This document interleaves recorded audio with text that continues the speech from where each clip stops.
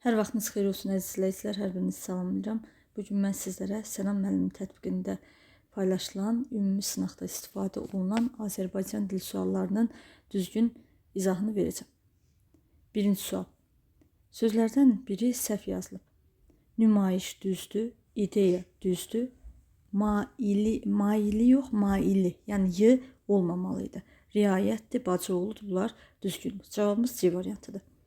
İkinci sual. Hansı variantdakı birləşmənin asılı tərəfinin son samiti kar tələffüz olunur? Bu test sonu b, d, g, c samiti ilə bitən sözlər qaydasına aiddir. Yəni sonu b, d, g, c samiti ilə bitən sözlərdə samitdən başlayan söz gəldikdə kar tələffüz olunmalıdır. Saitdən başlayan söz gəldikdə cingiltili tələffüz olunmalıdır. Mərd adam, burada d cingiltili tələffüz olunur. Çünki özündən sonra saitdən başlayan söz gəlir. Pələngovu, g cingiltili tələffüz olunur. Çünki özündən sonra saitdən başlayan söz gəlir. Ahəng qanunu k kimi tələffüz olunur. Çünki özündən sonra samitdən başlayan söz gəlir. Cavabımız olmalıdır C variantı. Gənc c olduğu kimi tələffüz olunur. Yenə özündən sonra saitdən başlayan söz gəlir. D olduğu kimi tələffüz olunur. Özündən sonra saitdən başlayan söz gəlir. Üçüncü sual. Verilmiş sözlərdən hansının başlanğıc forması yalnız kökdən ibarətdir? Baxaq. Güllükdə. Sözün kökü gül, lük leksik şəkilçidir, də qrammatik şəkilçi. Bu sözün başlanğıc forması güllük. Yəni ki, başlanğıc formasına kök və leksik şəkilçi daxildir. Yoldaşlar.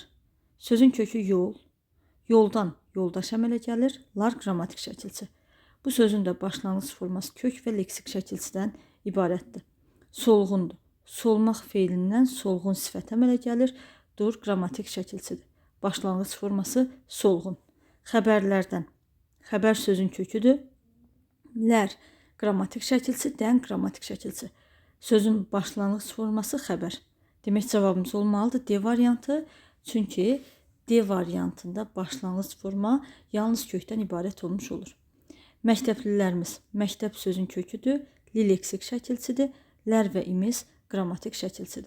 Bu sözün də başlanğıc formasına kök və bir leksik şəkilçi daxildir. Cavabımız D variantıdır. Dördüncü sual. Eyniköklü sözlər cərgəsini göstərin. Eyniköklü sözlər nədir? Eyniköklü sözlər mütləq düzəltmə söz olmalıdır. Sadə sözlər eyniköklü sözlər ola bilməz və eyniköklü sözlərin kökləri mütləq eyni nitq hissəsi olmalıdır. Köklər fərqli nitq hissəsi olmamalıdır. Baxaq. Gülünc. Gülmək feilindən gülünc sifəti.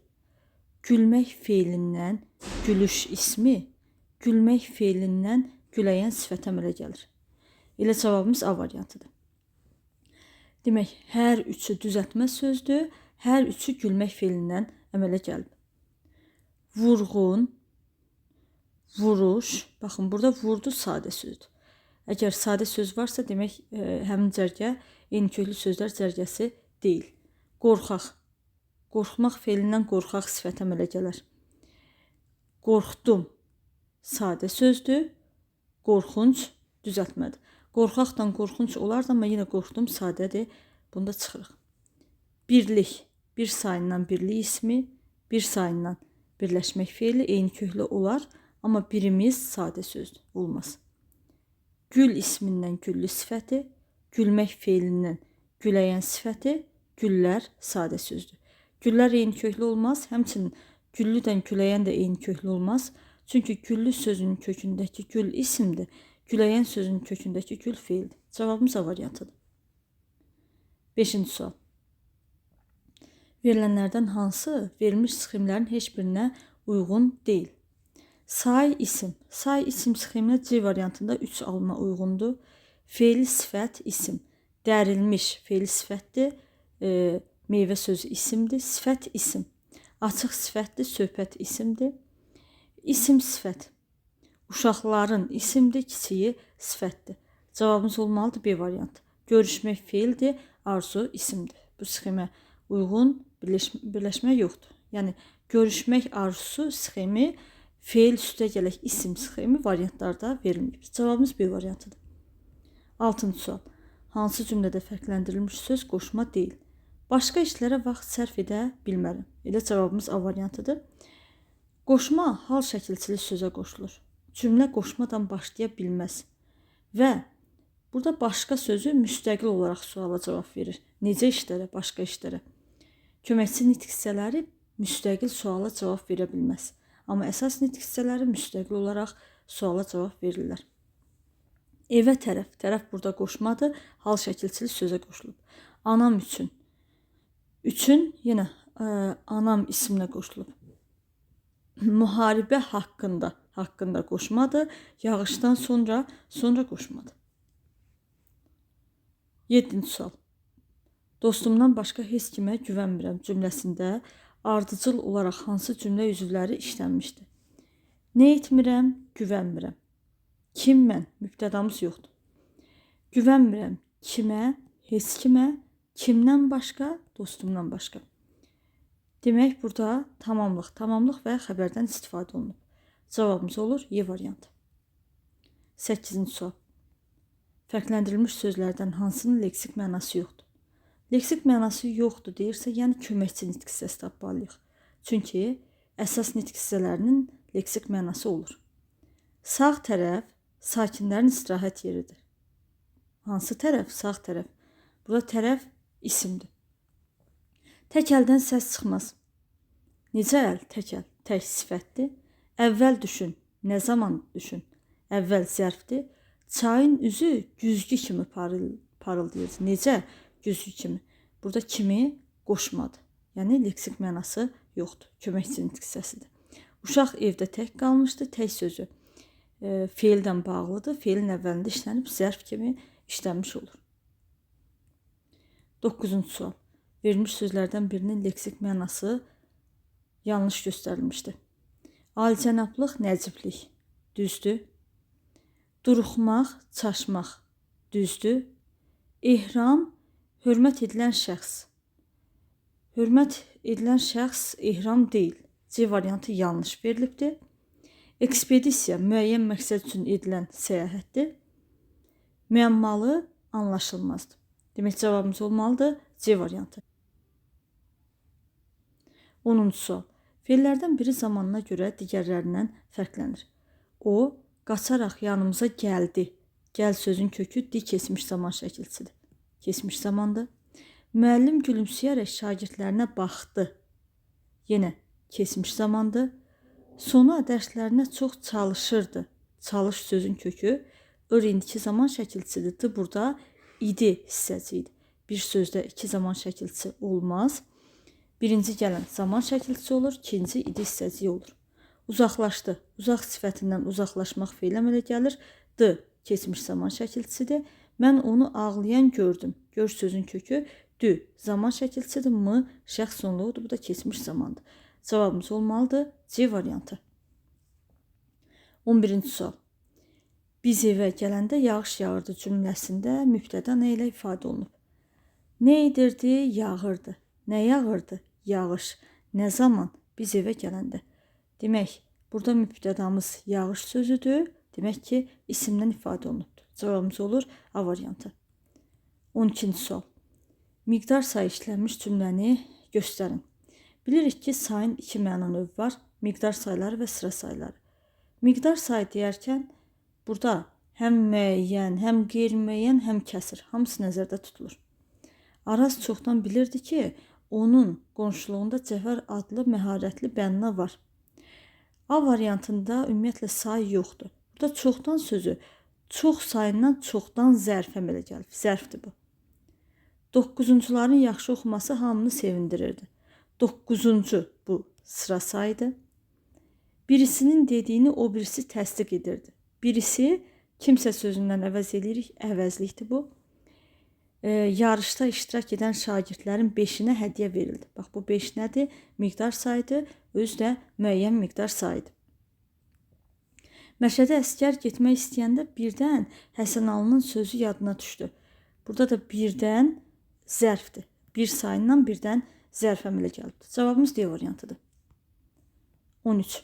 Hansı cümlədə o əvəzindən sonra mütləq vergül qoyulmalıdır? Mütləq qoyulmalıdır deyir. O ki vətənini ürəkdən sevən bir insandır. Burada o kim sualına cavab versə də özündən sonra ki adatı gəlir. Ona görə qoya bilmirik. O ulduzlara baxanda ürəyində gizli bir arzu tutmuşdu. Burada demək onu iki cürə düşünə bilərik. O ulduzlara baxanda kim o? Bir də o ulduzlara baxanda hansı ulduzlara? İki cürə düşünə bilirik.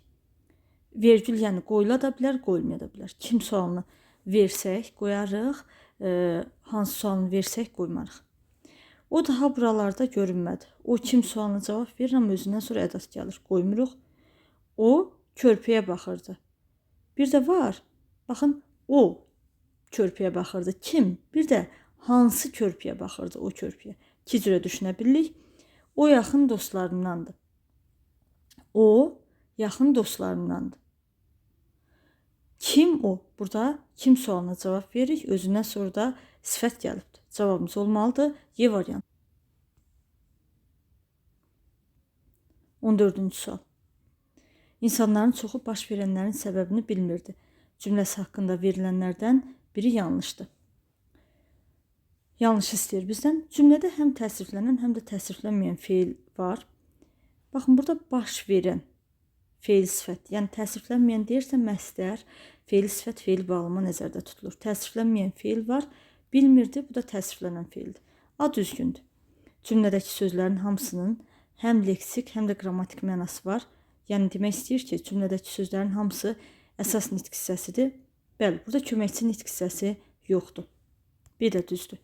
Feillərin hər ikisi təsdiqdədir. Səhv fikirdir. Çünki baş verən təsdiqdədir. Bilmirdi sözündə bil sözün köküdür. M inkarlıq, irindiki zaman şəkilçisi, deyidi hissəcik. Bilmirdi sözü inkardadır. Cümlədə həm hal, həm də mənsubiyyət şəkilçisi qəbul etmiş isim işlənmişdir. Baxın, burada səbəbini sözü. Baş verənlərin səbəbi birinci i mənsubiyyət şəkilçisidir. N bitişdiricidir, növbəti i təsirli kal şəkilçisidir. Düzgün fikirdir. Cümlədəki say mənsubiyyət şəkilçisi qəbul etmişdir. Bəli, insanların yəlikallı sözdür. Özündən sonraki gələn say, yəni çoxu sözü mənsubiyyət şəkilçili sözdür. Cavabımız olmalıdır C variantı. 15. Zərflərdən biri məna növünə görə digərlərindən fərqlənir. Səlisdir, türkcədir, dürüstdür, çəpəkidir. Bunlar tərz hərəkət zərfləridir. Tamamilə miqdar zərfidir. Ona görə cavabımız olmalıdır Y variantı. 16. Quruluşca sadə olan sözü göstərin. Qazmaq feilindən qazıntı ismi əmələ gəlir. Dağıntı sadə sözdür. Dağdan dağıntı əmələ gələ bilməz. Gəzdən gəzinti əmələ gəlir. Ovdan ovuntu əmələ gəlir. Qırdan qırıntı əmələ gəlir. Cavabımız olmalıdır B variantı. 17. Başlanğıc formada olan sözü göstərin. Başlanğıc formada olan söz o deməkdir ki, ya söz yalnız bir kökdən ibarət olsun, qrammatik şəkilçisi olmasın, ya da axırıncı şəkilçisi leksik olsun. Şəhərdəkilər, şəhər sözün kökü dəki leksik, lər qrammatik. Burada axırıncı şəkilçisi qrammatikdir. Bu söz başlanğıc formada verilməyib. Çoxunun, çox, çoxu, çoxu, onların çoxu. O, bitişdiricidir, növbəti un da yəlikal şəkilçisidir. Böyümək feilindən böyük sifət əmələ gəlir. Baxın, elə başlanğıc formada olan budur, C variantı. Biz sözün kökü im qrammatikdir, ki leksikdir, lər qrammatik. Başlanğıc forması bizimkidir. Məktəb, dəki leksikdir, lər qrammatikdir. Cavabımız olur C variantı. 18. Feil birləşmə işlənmiş cümləni göstərin.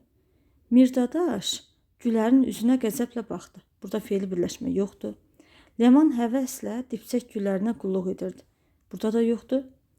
Hadisədən qəhərlənib ağlayan və bacısına acıqla cavab verən Ziya. Baxın, burada Ziya, hansı Ziya? Bacısına acıqla cavab verən. Cavab verən feili sifətdir. Özündən əvvəlki sözləri də özünə tabi eləyibdir. Feili sifət tərkibi əmələ gətiribdir. Və yaxud da ki, hadisədən qəhərlənib ağlayan. Bu da yenə feili birləşmədir. Cavabımız C variantıdır. D variantında da yoxdur. Y variantında da yoxdur. 19.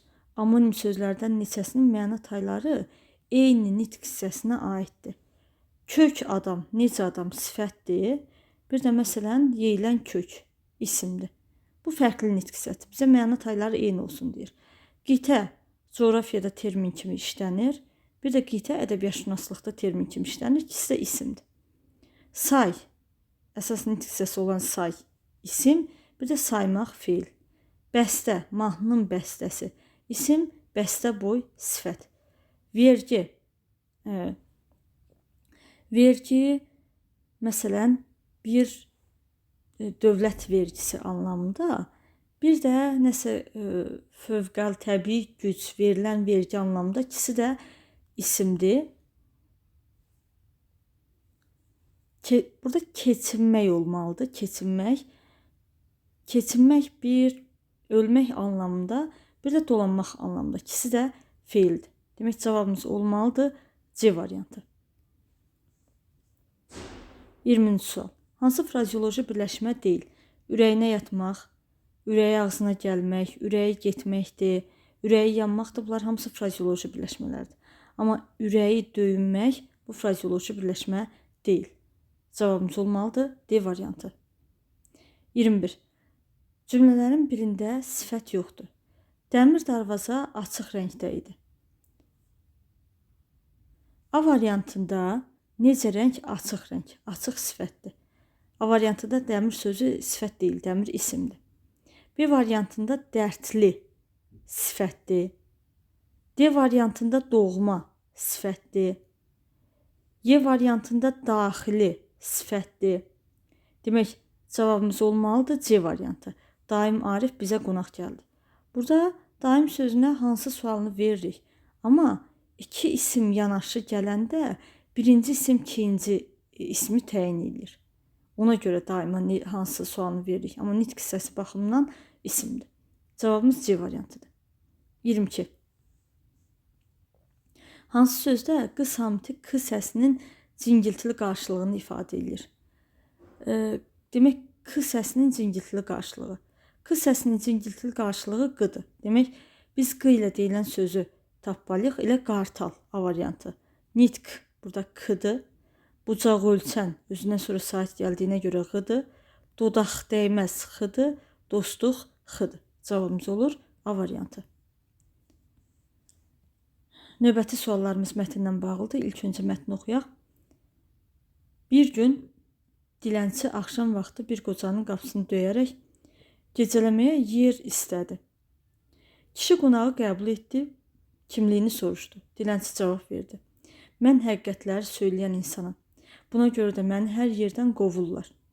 Qoca təəccübləndi, amma sustu. Evinə pənah gətirmiş bu zavallı insana heç bir şey demədi. Şam etdikdən sonra kişi qonağına gecən xeyrə qalsın deyib ona yatağını göstərdi. Ancaq insanların nə üçün bu haqq-sevəri hər yerdən qovduğu barədə düşüncələr onu rahat buraxmadı. Səhər açıldı, qonaq yuxudan ayıldı. Dünən o, qaranlıqda ev sahibinin çəp olduğunu görməmişdi. Amma indi dilənçi ev sahibini görən kimi əli ilə onu göstərərək ucadan gülümsəyərək dedi. Qoca, sən ki çəp gözsən.